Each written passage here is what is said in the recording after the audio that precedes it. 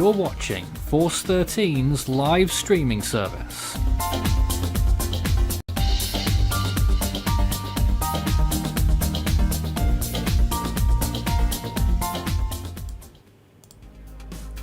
Typhoon Yagi rapidly intensifying on tonight's live tropical weather bulletin.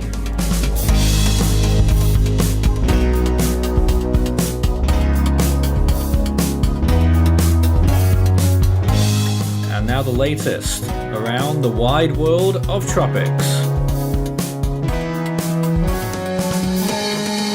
Tropical weather bulletin for September 4th. And it's a busy one around the tropics with a lot of systems that haven't yet formed, but also, of course, the main feature, which is Typhoon Yagi, becoming a very powerful threat here across the South China Sea. Currently in the midst of a rapid intensification spell. We'll cover it in a second. The Atlantic, day 96, and we've got three areas of interest, both at lower chances, both yellows, all yellows, 20, 20 and 30 there that we've marked. Those are our numbers. National Hurricane Center slightly different, but they're all still yellow crayons.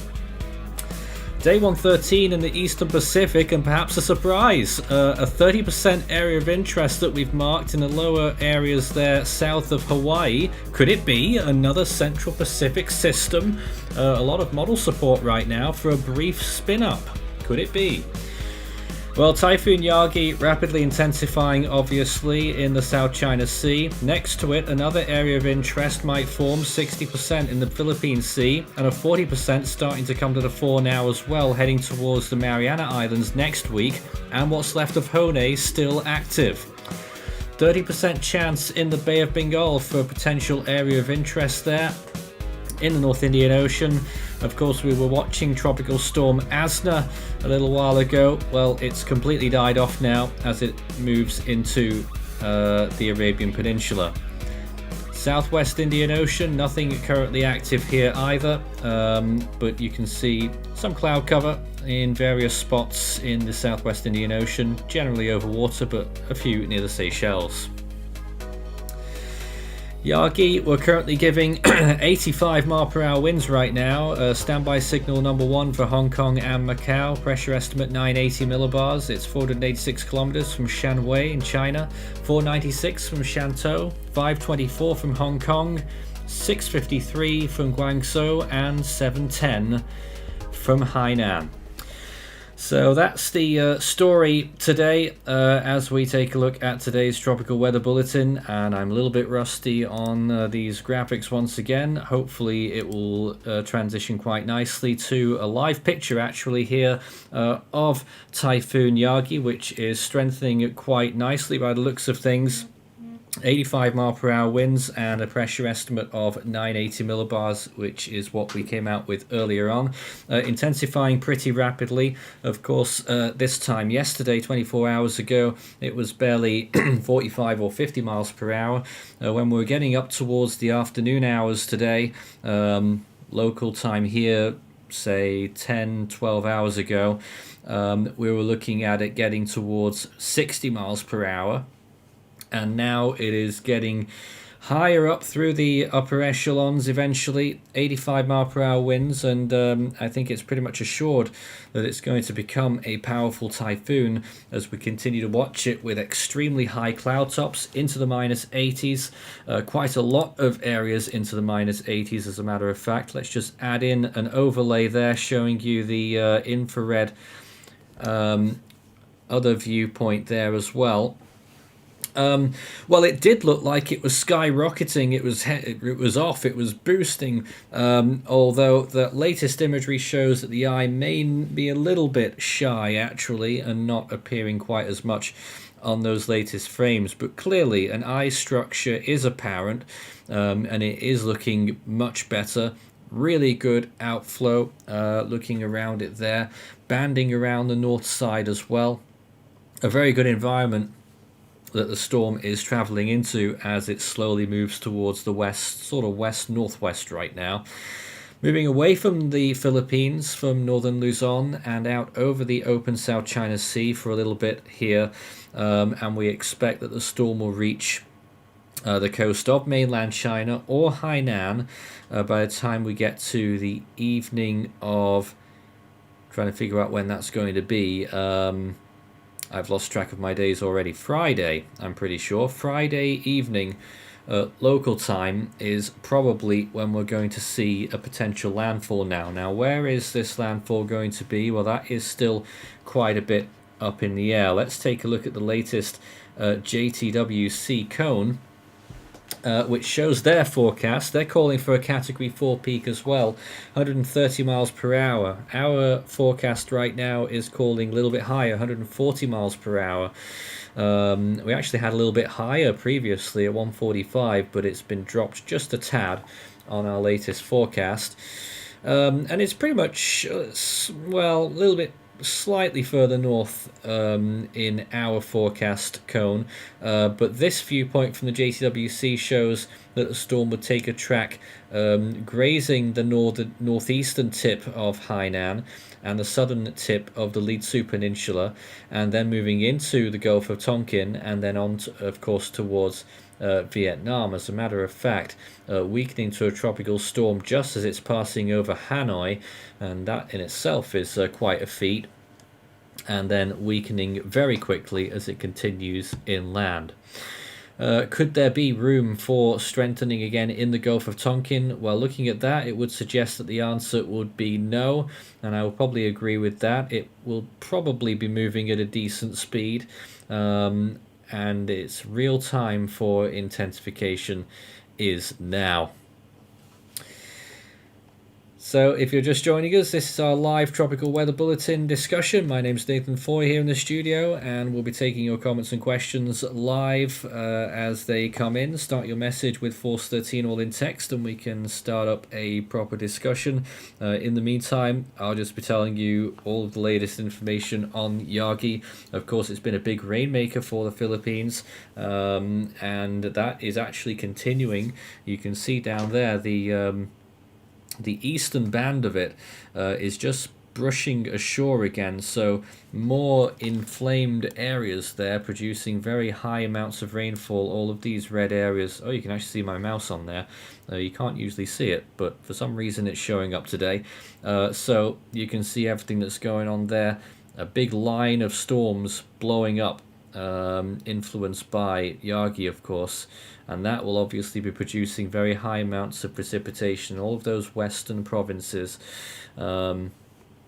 So almost from Manila Bay northwards all the way up through to Laoag.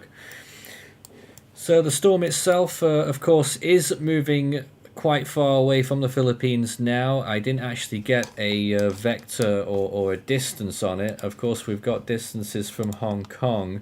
Just getting that info now. It's actually 300 kilometers clear of the Philippines now, and from Hong Kong it is about 530 kilometers. So, you know, it is in between all of those areas, and it will be closing in, and it won't take very long at this rate. Let's take a look at some other viewpoints. Yes, this is the one I was hoping to show you. A few more views of how the storm's been progressing over the course of the last, I don't know, I think that's a 12-hour loop there. And you can see how things have changed radically at the very beginning of that frame, that loop. Especially you can see on the left-hand panel, it was half a storm. You know, that the north and northwestern side, there was nothing really there.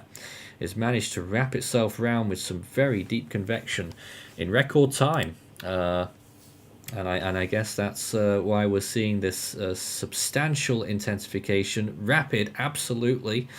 It could even be, by the time we finish up this hour, 85 miles per hour could be a low ball if it continues in this vein. What we tend to do is, when we're figuring out intensity estimates, we run with, certainly with a rapidly intensifying storm, we run with what it was 3 hours ago to give you a little baseline. That's the lowest it could possibly be, and then work from there. So minimum 85 miles per hour here. Of course, there's no direct observations, and of course, it's obviously as well, it's too strong to get a decent read on ASCAT now. but the only real observations you'll get now are ground observations in this area, unless that elusive recon is happening, but I've no info on that. But clearly, the satellite presentation has gotten much better. ADT earlier, surprisingly, they've been low the whole time. SIMS and NOAA ADT, they're still holding at about 60 miles per hour, which is obviously not going to be true. I think pretty much everyone can agree here that this is at least a Category 1 Typhoon. Start your message with Force 13 all in text. Let's see what we got. Hurricane Altony Bronze says, how big is the Typhoon? Well, it's relatively large. I mean, it's not huge, but it's got a decent influence. Certainly its southern side has a very large amount of sort of monsoonal activity on the south side of it. The main core of the storm currently extends a diameter of about 275 kilometers. All of the storm's cloud cover extends about 1,400 kilometers. Sounds like a lot, it's pretty normal. But that main core there is the real number, 275 kilometers diameter roughly. So that gives you just a little idea there of how large this storm is.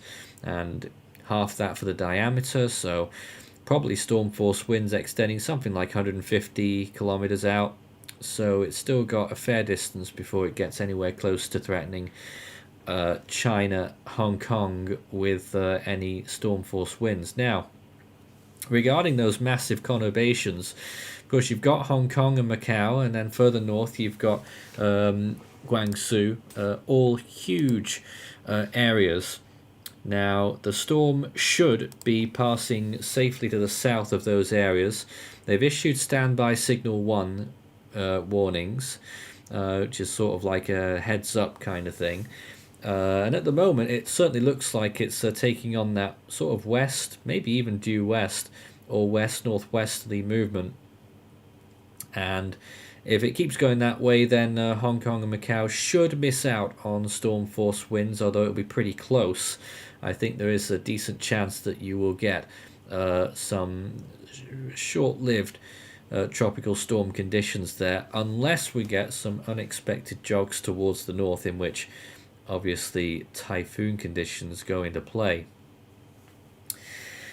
But definitely the storm intensifying respectably. Let's zoom out and just wait for all of these images to load in. You've got this long train of small storms that are going along there as well, large thunderstorms really, as you take a look across the whole Western Pacific. And along that line, I forgot you can still see my mouse, that makes things easier. Just waiting for this imagery to animate. First of all, you've got that little feature up there towards the top right. That little thing, we haven't actually marked it tonight, but it's certainly looking quite interesting. A small system, I think it was given a moderate chance from the JTWC, and if it did form, it'll be fairly short-lived. It's generally going to be moving northwards. It will end up passing east of Japan. But what we're really thinking about is the stuff that's behind it.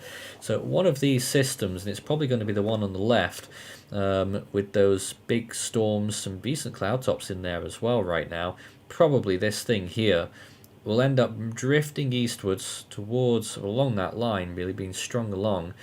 And that's that 60% that we've given. We pretty much expect that we're going to see a tropical cyclone there.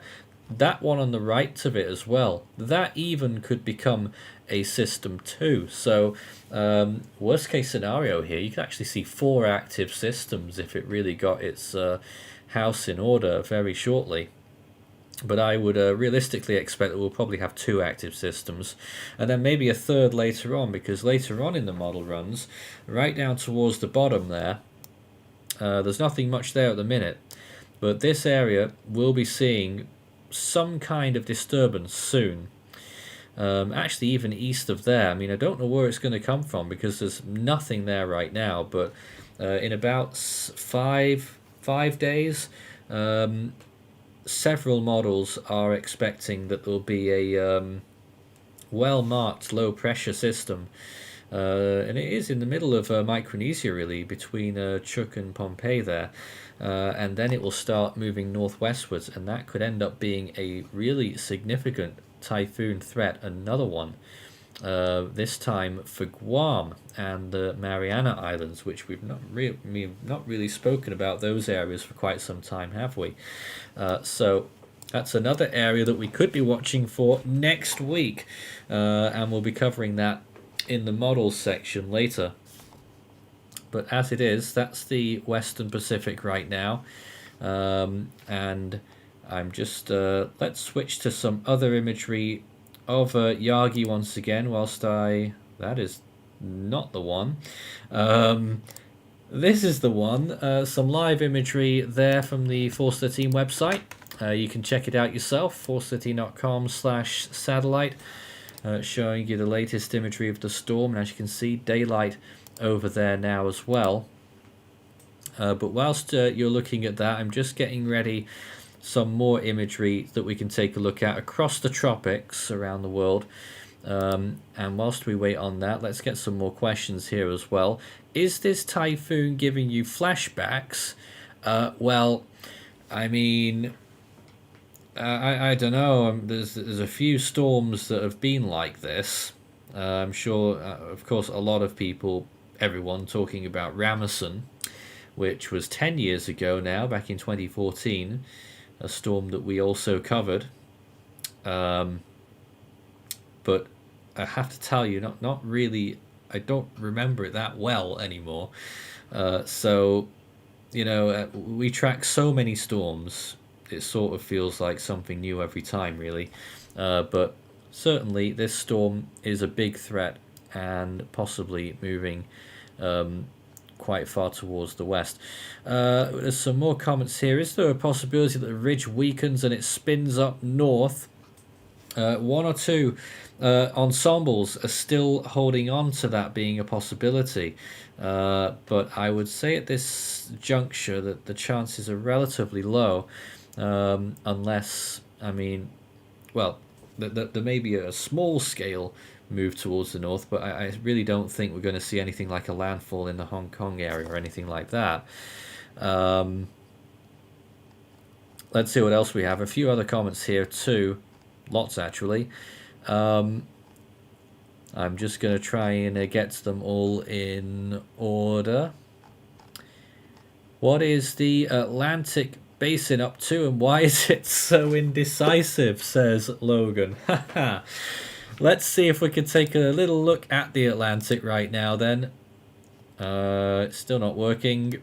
Oh, I think we have it now. This is the Atlantic Ocean, and you can see, indecisive. I mean, that is a good word for it. It is indecisive. And I know I've heard about a lot of people getting very impatient with the Atlantic. But steady on, everyone. I mean, we've already had a Category 5 hurricane this year.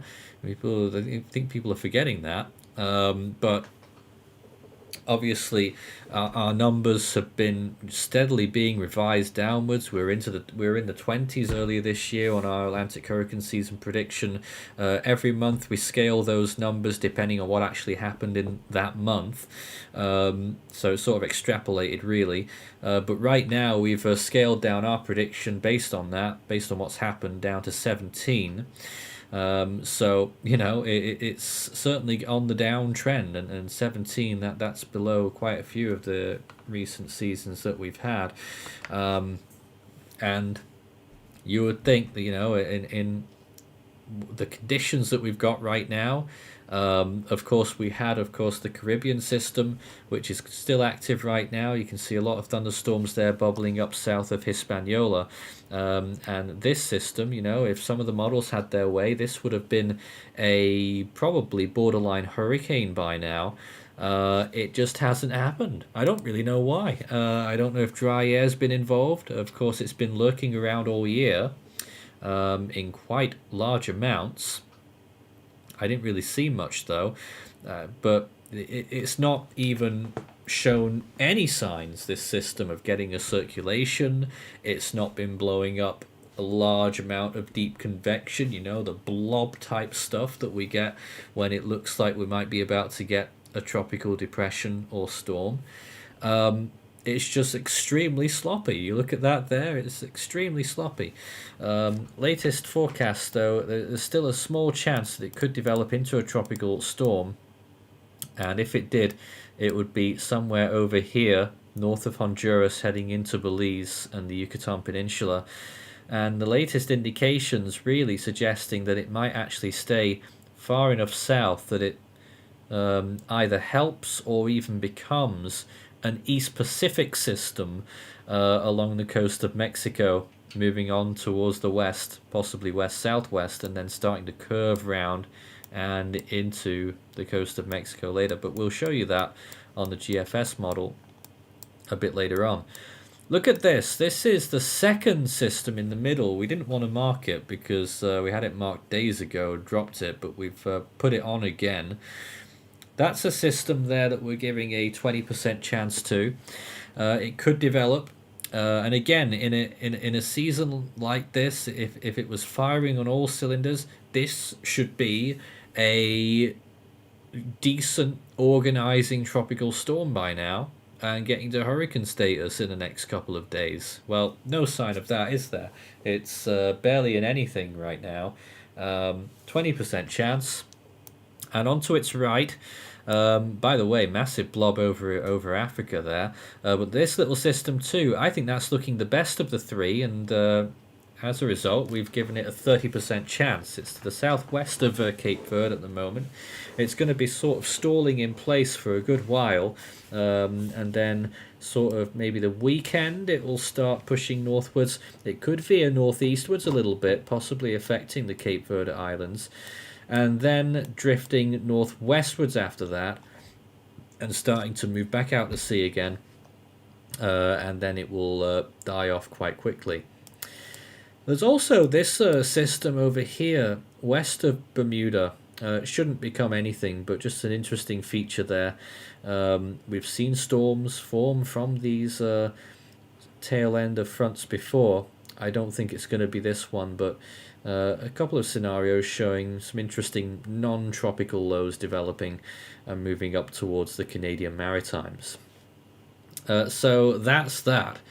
We got tons more questions, but at this point, let's introduce David. Welcome aboard, David. Good evening. Good evening, Nathan. It's good to be here, and just reading the latest from the Joint Typhoon Warning Centre. So, yeah, I saw a question from a viewer whether we might see a below-average Atlantic season. Oh, wow. Well, steady on, guys. Below average at this point. No, it can't, can it? We've had 5 so far. I mean, it only requires about 12 to get to average season. I can still easily see that happening. But right now we're at 5. Who knows? 2 of these systems watching could form. That would be 7. So then you've got the rest of September, peak month. October, secondary peak, November, and I still think we might be in with a shout of a cheeky little December storm this year. So I can easily see us still getting to 12, and as you know, the forecast still 17. Just looking at a few other satellite imagery spots here of Yagi here in the Western Pacific. That's our top story tonight. A rapidly developing typhoon. David, your take on the storm as you're seeing it at this point? Joint Typhoon Warning Centre. I haven't looked at the satellite imagery because I saw you live and thought I'd pop in. It's slowly consolidating, but we did mention that. Or is it close to typhoon status? I haven't read any information. Status and more. Honestly, I mean, well, of course, you'll be reading the advisory from a few hours ago. At that point, it probably wasn't a typhoon, but it's really rapidly intensified. Our latest estimate, 85 miles per hour, could even be higher at the end of the hour.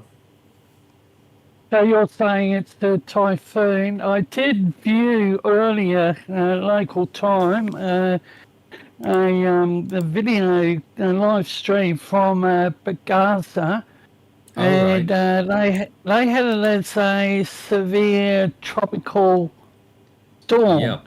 So And you're running with so does the Japan Meteorological Agency, also running at STS right now, which on the Saffir-Simpson scale is borderline typhoon basically. That segment, the severe tropical storm category that they've got over there, sort of starts just below hurricane strength and finishes into Category 1 range. So it does include some typhoons on the Saffir-Simpson scale, but on their scale it's still a severe tropical storm. So it gets a bit confusing, but that's where they're confusing. So Force 13 is running with what position? at. Well, regardless, Typhoon status? I think all agencies are slow right now. It is clearly a potent typhoon, at least mid-range Category 1. You continue to look at that imagery, could be getting stronger still. So mid-range Category 1 is what we ran with at the top of this hour, David. It's a very fluid situation. You know, when you get rapidly intensifying storms, updates every hour really on just how strong it's getting. And of course, these are only estimates. We can't do much more than that from these satellites. But you know, and then the big question mark is how far will it go before it stops? Do you believe that it's looking at the satellite imagery? Do you think it's attempting an eye? Oh, it already has an eye. Absolutely. Whether it's a fully closed eye, not sure. It's looking decent on obviously the upper levels. Is there a low level eye closed off there though? I would say possibly, potentially. Otherwise, I don't think it would have the opportunity to look this good so quickly on satellite. Anyways, let's just continue our whistle-stop tour of the tropics. Here's the Eastern Pacific right now, and you can see it's well, a bit of a graveyard. You can see a few little swirly things going on there. There's one. You know, that might have been a tropical storm in a different era. But looking towards the west there, let's see if we can pinpoint what the models are possibly making a system. We've given it 30%. It must be this here, this little area of cloud. I'm saying that as if I've never seen it before, but we sort of, obviously we've got, I think, 9 systems on the books right now, so there's a lot to track. But clearly this area looks like it's gonna some slight rotation, and so for some reason we've had a lot of model support trending up on this for at least only a brief tropical cyclone. But could it well be our next storm Iona after only a few days of waiting compared to nearly 5 years for Hone? Well, that joke is just going to continue, isn't it? There's what's left of Hone, by the way up there. That's near the international date line, 178 degrees east, and you can see there that's what used to be Hone, and it is just a subtropical swirl at this point, lingering about up there into the Western Pacific. Did you want to come back in with something there, David? I'm thinking about the South Pacific. Well, support has dropped on that one again, David, but we'll show we'll it have a look in a at while. it eventually. But what's the one that's on the screen? We were looking at what's left of Hone, but now we're back with the JTWC cone, showing once again that they're expecting a 115 knot peak. That's Category 4, and we're also expecting that on our forecast. What do you reckon on that cone, David? I still think that it might just be a wee bit on the south side, that it might go a little bit further north than that. I think it's going to go further north. I think, what is it? Haiku, Hainan. Northern Hainan Island, yeah. Yeah, I think they're going to get hit, but I haven't fully read the JTWC information, but the cone, I think it is edging further north. Oh yeah, the cone has. Yes says, I think some dry air may have gotten entrained. Western side looks a fair bit weaker. Thoughts? I don't know if it'll be dry air. It could be a dry air slot, I suppose, but this is the latest imagery of the last few hours there, showing the storm's progress. Nice cloud tops once again into the minus 80s over a large part of it there. But yeah, you gotta say, it looked for a while as though that eye was just going to be coming straight out, but it looks to have disappeared a little bit again, although I'm not sure. Look at those last frames, just to the right hand side of the eye, still a little bit of a pinhole going on there. Could it be actual pinhole? Well, I'm not sure. It could just be a trick of the clouds there, but more imagery will tell us the answer. And just in those latest frames as well, a little burst to the northwest too. So I'm not sure if it's dry air, but I think, you know, it's difficult to pick anything bad about it, given how rapidly it strengthened just now. I would agree with the cloud, but if you look at it at the last, 2 frames, it's still wrapped around with the cloud, and I think the eye will come out, and I would say a pinhole size, but it's still got time for further intensification, and all right, just a sec. It's not pinhole. This is a new or very recent microwave pass, and you can clearly see it's quite a bulky eye. So it ain't a pinhole, no matter what that imagery might show. It's clearly a relatively wide eye, pretty much in keeping with what that satellite imagery was showing when it sort of looked its best a little bit earlier. This image was from just 2.5 hours ago, so not that long ago, and obviously looking pretty decent there. Nice core, although maybe a weakness on that northern side, which might have translated further west now, which again is consistent with what we're seeing on satellite. So again, perhaps it's being stunted just slightly by that weakness there on the west, what would now be the western side.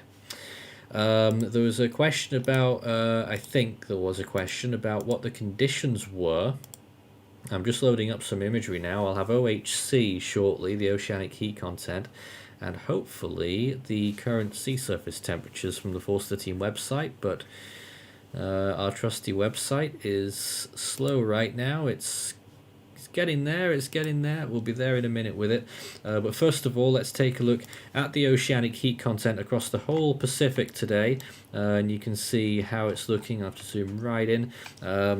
Actually, when you look at that, the South China Sea, the oceanic heat content is generally decreasing, then it drops off a cliff as it approaches China, so you know, it will start weakening, but it's still got a decent amount to play with right now. I mean, anything into the turquoises and into the greens there is pretty decent, but it is actually going over, you know, you see that little spot there that's a little bit below. Well, the storm's going to track directly over there. It's managed to pick out the worst part of the South China Sea to pass over, so that might be a little silver lining there. Elsewhere across the Pacific, moving over to the east, is actually building up quite nicely off the coast of Mexico. You know, you can't rule out a significant hurricane tracing along the coast, or even, of course, later on in the season, something that just goes, forms down here, moves up there, and boom, off it goes, and into a landfall. You know, we've had many like that, not just Patricia, which is what people would think of first, but plenty of storms that really blow up very close to the coast and further east as well. Think Pauline back in 1997, but plenty of others there too. So plenty of energy there brewing right now. Let's see if we've got this image. Well, there we are. That's the latest sea surface temperatures for Yagi. And it's just moved over some very warm temperatures, 32 degrees when it was moving off the Philippines. Slightly cooler now, entering, yeah, again, a little bit of a cool spot. Obviously, it showed more on the OHC, but not so much on the actual sea surface temperatures. So we're looking at minimums there of maybe 31, and then rising again towards 32 degrees as it gets makes its closest pass to Hong Kong. And then once it reaches Hainan, those temperatures are down to about 29 degrees, and a bit further north there, if it does enter that little area, well, it's not going to help the storm because those temperatures just off the Leetsu Peninsula to the east, southeast of Maoming, down to about 28. Still good though, you know, but not 32 good, 28 good. And then further west into the Gulf of Tonkin, can't see it all there, but clearly it's showing that those temperatures are pretty darn good over there. Press the wrong one again. That's the one.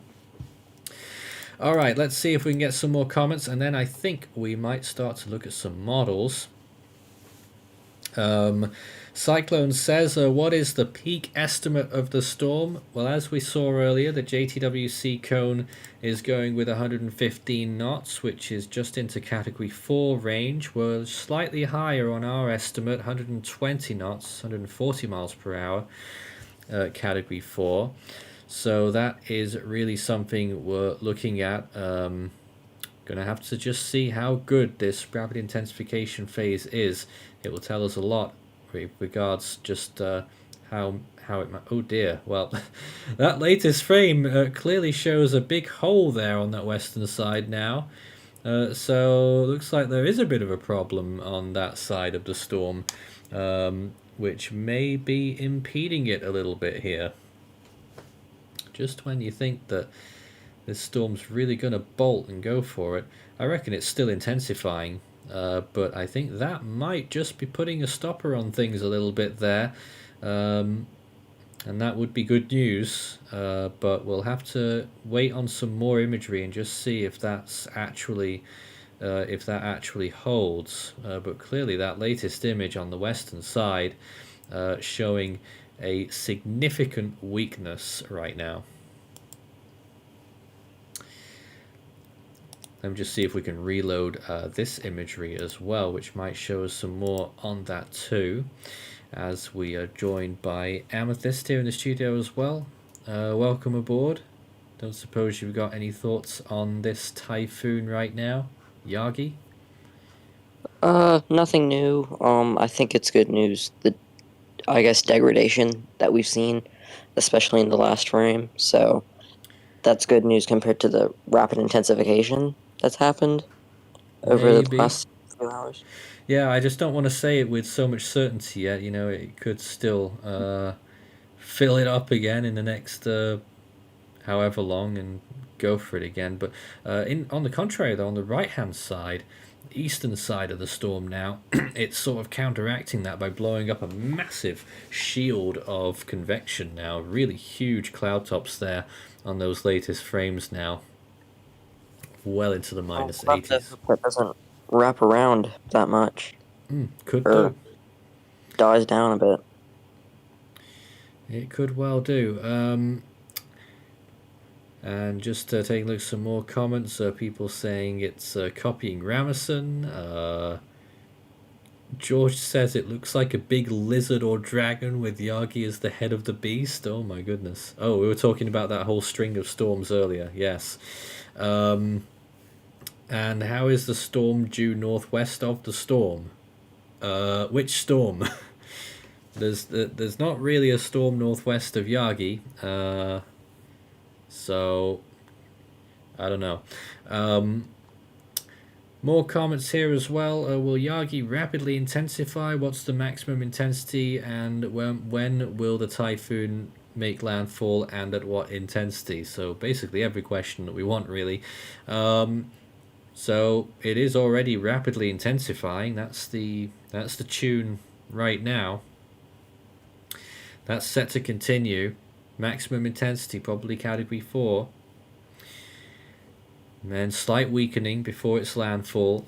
And I reckon I would suggest it would be maybe a strong category 3 for the landfall. And whether that's on the northern tip of Hainan or whether it's further north on the Litsu Peninsula in China, it's going to be somewhere around there. It could be a big one. When do we think the Western Pacific will reach peak season? Well, I'm not sure everyone knows this, but as a matter of fact, the Western Pacific traditionally, or on average, peaks on August 31st. So on average, we've actually passed the peak.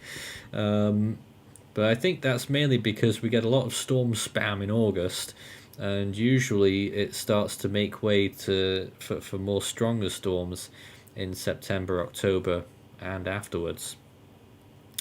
So to answer the question, with peak season in terms of storms, I think we're in it. Peak season for intensity may still be yet to come. And to an extent, that's also true in the other basins, in the Atlantic especially. You get the weaker storms earlier on. Of course, a big exception this year. And then you start to get the stronger hurricanes in September and sometimes October. What's the highest intensity we think Yagi could achieve? Well, if we go into the hypotheticals, I mean, you could say almost anything, couldn't you, really? Let's just extrapolate what it's managed to do today. So in the last 24 hours, it's gone from about 50 miles per hour to 85. So that's a 35 mile per hour increase. And most of that has been more recent anyway. But let's just average that out. Say another 35 miles per hour in the next 24 hours. It's 120. And another 35 miles per hour in the following 24 hours. Takes it just before landfall. That's 155.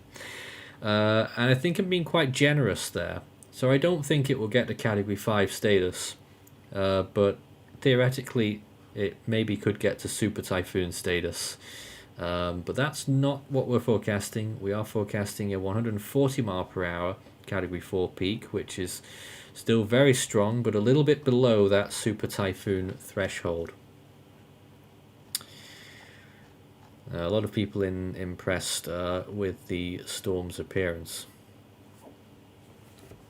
It's definitely looking 100% better than what it was this time yesterday.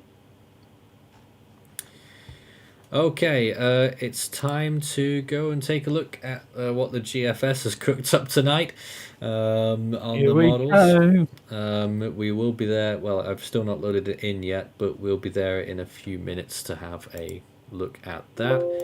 In the meantime, let's start some new.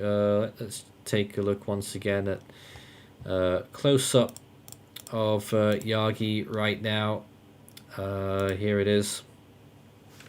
And this is through RAM Slider, and you can see the storm's movement there. Well, it will animate in a moment. Is that the latest frame, or is that an earlier one? That's an earlier one, and you can see that the more recent frames show that it's not looking so good. There's WSV3 was trying to get that ready in just a second. And now it's done something really strange, and now it's normal again. Still trying to get the rest of that imagery working. It just looks a bit odd at the minute with only one of the layers actually animating. But I'm just working to get the rest of the model runs going here so that we can show it on the stream. Whilst we wait from that, any other passing comments from the team there? What do you reckon about those Atlantic systems? So the first and third, the one closer to just coming off the African coast, and the one closer to the Yucatan or the Caribbean. So number 1 and 3 have the better percentages. Yeah, not looking very impressive though. No. I'm just waiting for all of the model frames to build in. It's actually taking longer than expected. So let's just see if we can get a few more comments whilst we just tide over here. Feel free to send in your questions. Now's a great time. Wonderman says, is it a familiar trend to see low intensity storms but with high amounts of rainfall? Well, sometimes they're built that way. Of course, people may remember from a Philippine perspective, Typhoon Yagi back in 2011. Typhoon at peak, but was actually a high-end tropical storm when it arrived in the Philippines, and it caused extraordinary amounts of rainfall, extremely deadly, killed thousands. Another one was Typhoon Morakot in 2009 in Taiwan. That was also an extremely devastating storm with the rain that it produced. But sometimes the strongest storms can be massive rain producers as well, and sometimes it's not actually the storms themselves, but it's the edges of the storms. I was reading up once again on Typhoon Fran, I think it was, back in 1976. The storm was a massive rainmaker for Japan, but most of that was from its outer bands and not from the actual storm itself when it arrived. It caused extraordinary mudslides, extremely devastating storm, and probably a forgotten storm actually in Japan there back in 1976. Of course, that was just after Typhoon Nina the previous year, which was also extremely devastating, but that was because of a succession of dam failures in China, one of the deadliest storms in history. Okay, let's see, we've got the models ready. Here we go then. So this is just the GFS, and I know people often think we're like GFS fans, but if this software had the other models on it, we would show them. I will show you the other ones as well in a little bit, but let's take a look at what we've got here from the GFS. So somewhere in all of this mess is that Atlantic AOI, the one in the Caribbean that should have formed by now if the Atlantic was on the ball, but it hasn't. And this is the forecast there. You can see a brief development. That is a brief, possibly tropical storm there. But again, it's a massively toned down from previous updates. So if it keeps trending down, there'll be nothing left of it. Moving into Belize, actually survives just about into the Bay of Campeche there. So that other system is actually on its own. Same energy possibly from that Caribbean system. Becomes a tropical storm in the Eastern Pacific. Off it goes. Very messy. Actually doesn't do very much in the end, does it? So tropical storm there possibly for Baja California. So and elsewhere in the Atlantic, these other systems, well, there's the one that's currently active right now. You can see that over there. It's moving that way. The one that's over here, and that one should be moving left a bit and then eventually tries to form. And then actually there's a third system in the middle of it there. That is later on in the run. This is the 8th of September. The other system failed to form, the one out west, and this one becomes a tropical storm. Both of them do possibly become tropical storms, and actually that one does become a hurricane, a small hurricane. And oh dear, we're going into the longer range now. I've not seen this yet, so I don't know what's going to happen here. But this is taking us right to the end of the model run. Oh, major hurricane there by the end. That's possibly a category 4 there, although it looks like it's going to recurve. That's the very end of the model run there. That's day 16. So a long, long way out for that potential hurricane. We've seen it all before. You know, last week or just a few days ago, the GFS was forecasting a category 4 hitting Texas, hitting Louisiana, hitting the Florida Panhandle, and then it revised it down to the coast of Mexico, Gulf Coast of Mexico.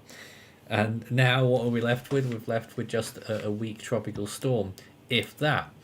Who knows, it could trend back up again. Anything else in the Gulf after that, though? There's another little development there, but it doesn't seem to get very far. So overall, The Atlantic, not up to scratch, not up to what people were expecting. Eastern and Central Pacific. Take a look at what happens near Hawaii. Is it there? Oh, it's just off the left-hand side. A very brief development. A few models have this. That's why we're giving it a 30%. May not quite make it there on that GFS run. There's storm force winds on the northern side. And then off it goes, dies off, moves westwards. Could happen, probably won't. Elsewhere in the Eastern Pacific, was there anything else? No. So let's now move over to the Western Pacific, and obviously we've got Yagi. Clearly there's a problem already, because the initialization has it as probably 70 miles per hour there, so it's too weak. But let's see what happens. Strengthening is slow. Look at that. That frame there is 3 hours in the future from now, and it's still only about 70 miles per hour. That's clearly wrong. So it's certainly overachieved on that. And then look at that, strengthening rapidly. Only reaches its peak intensity there when typhoon force winds are just about to reach the coast. That's when the storm peaks. GFS has it at 128 miles, 129 miles, no, 131. So category 4. But we just showed you that it's underestimating the storm already. So, you know, it could add a little bit more on that. And then potentially fairly quick weakening. The landfall there probably is a category 3, low-end category 3, but again I think it will be stronger than that. Into the Gulf of Tonkin, doesn't strengthen any further, really weakens. Look how quickly it dies off when it moves into Vietnam. It is gone. Completely kaput there before it gets much further at all. And then the train of other systems then. Will they develop? Well, the GFS isn't keen on that one further north, even though it's looking decent on satellite. And then possibly the one to the east. And then the other one, the main one that we're watching, looks to develop. But certainly look towards that north one there. Possibly a small system, actually a typhoon there. And then really getting warped into this other typhoon. This is the 11th now, so it's quite far out. Into Japan as a typhoon there, Kyushu again. And then look at this further south. You've got this next system. We've given it a 40% chance already. How does it form? Well, let's have a look. It's actually at the moment, its energy is way out near the international date line. And then it eventually develops. And you don't see it coming until about the 8th or 9th. Rapidly strengthens. Maybe not quite as much actually as first thought. Sideswipes Guam. Tropical storm force winds. And then, oh, it's blowing up again. Strong typhoon. And that other one that we were watching looks like it might do a bit of a Shan lingering around that same area. Look at that. Around Shikoku. Around central Honshu. And then this other massive typhoon behind it. This is long range now. So not very sure. But look at the strength of that. From the GFS model. You know, GFS usually low balls these. That could be a borderline category 5 there. Very close to Okinawa. Oh, absolutely. Very strong winds on Okinawa. And continuing near the same intensity until it passes just north of Taipei. And another peak there. Possibly category 4 again there into China. Fascinating, but very long range. Massive. It is massive. Very long range. Another system there in the South China Sea, possibly 2 trying to form. And another system at the end there, out towards the east. And then another one in the South China Sea. How many storms is that? If the GFS has its way in the next 16 days, it's 1, 2, 3, 4, 5, 6, 7. 7 storms in 16 days. I'm not sure that's going to happen. Have we seen that before? Oh, we probably have. It's the Western Pacific. I'm pretty sure at some points we have had 5 systems active simultaneously in the Westpac. Okay, Indian Ocean. There's that little low pressure in the Bay of Bengal. Tries to develop. It might just be one of those that doesn't manage it, but looks like it does try and get itself going. Perseverance there. and curving northwestwards right into the Ganges River Delta as a fairly weak tropical storm. Oh, survives inland for a while there. That's fascinating. That's into the long range though, and very far out, not much else. Southwest Indian Ocean, nothing much. South Pacific, we're watching that potential system. Well, the other models gave up on it, but the GFS still has a little something. There it is, trying to form, but not looking very convincing, certainly not compared to what we were looking at last night. I don't think that will form. We haven't marked it. Sorry, David, you'll be waiting longer for your southern hemisphere shenanigans. I'm waiting for October system. There you go. And the Mediterranean, possibly. Will there be anything here? September is usually a decent month for the Mediterranean to potentially see a storm, but right now, not much to see there. So that's the GFS in full. Now I will just change over whilst we take a look at some other models. And we'll mainly look at the Euro, and we're already up to time here, so we'll try and go quite quickly on this. So Euro model for the Atlantic then, you can see here Caribbean system fails, the systems behind it, we actually get something forming very late on there after day 6, so it's quite a long way out, but again a fairly quiet Atlantic, it has to be said. Let's move on over to the Western Pacific for the European model. So you can see what it does. It still takes Yagi quite far south. Pressure into the 950s. That's quite good for the Euro model. Usually the Euro model underestimates a lot. Also, look on the right there. You can also see that Central Pacific system. The European model has it as well. So it's not just the GFS. So Iona fans getting excited there. And then again, those other systems trying to develop. Euro does pick up on both of those that we've marked as well. Much weaker on these runs, but the Euro model is like that. What on earth is that doing? There's that storm taking a fascinating, weird track near Okinawa, then moving south of Taiwan. I'm not sure that's ever happened before. Hainan tried to do it. And then that other system, almost a collision course there. That is really weird from the ECMWF. Alright, try and get through this very quickly. HWRF for Yagi then, let's see what they've got. I've not seen this, so we'll find out together. 930, 927 at peak, and only 114 knots. It'll be higher than that if it gets a pressure like that. Let's check the HAFS model as well. And there it is again, intensifying, 112 knots. Pressure down to the lower 940s, so pretty consistent with that pressure. That's a high, just about category 4. So that's those hurricane-related models as well. So really fascinating stuff right there. Wow, that took up all of our time really quick. I know that Ethan has just joined us. So we're about to finish up, Ethan, but what are your thoughts on the current situation? Well, first off, I've been watching the stream. We have 13W, actually. Oh, we do? Yeah, I said that in the live chat about 10 minutes ago. I couldn't see it because I've been busy on this. So that's that northeast system, is it?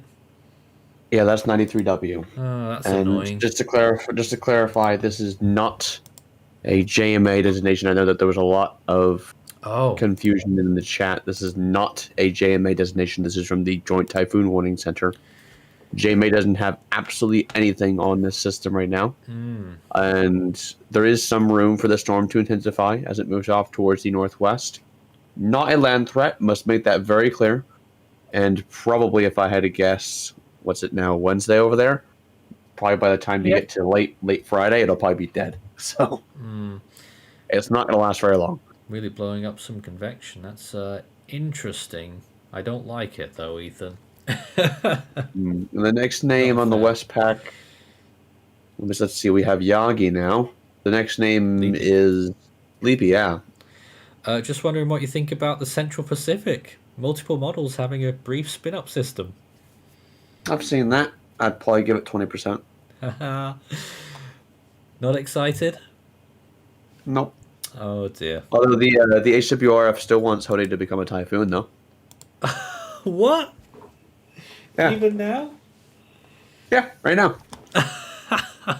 Go look at the latest model run. The latest model run is. I am not. I mean, the latest model run is from 18Z on the first, but you know. Oh come on, Ethan. Still a Typhoon. You're just trolling us. Apparently JMA also went with Typhoon status for Yagi. No surprise there.